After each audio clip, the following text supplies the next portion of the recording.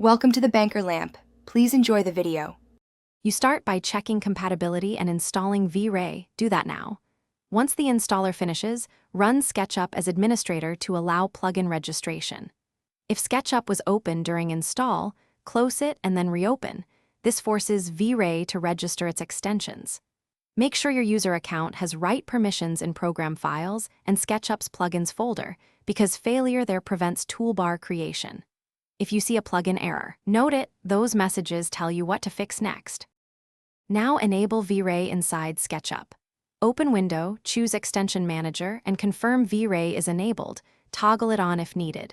Next, go to View, then Toolbars, and check the V Ray Toolbar box. This shows the icons. If the toolbar option is missing, open Extensions, find V Ray, and look for a toolbar toggle or UI reset option. Use it. Once selected, position the toolbar where you want it and save workspace, so the toolbar persists between sessions. Finish by confirming the toolbar functions. Test V Ray Asset Editor and a quick render.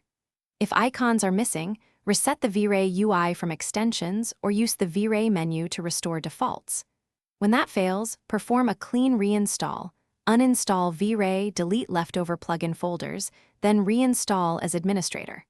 If problems persist, open the Sketchup console to read error lines.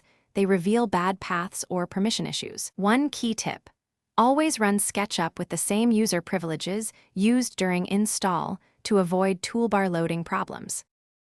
Thanks for watching. If this was helpful, leave a like and consider subscribing. See you next time.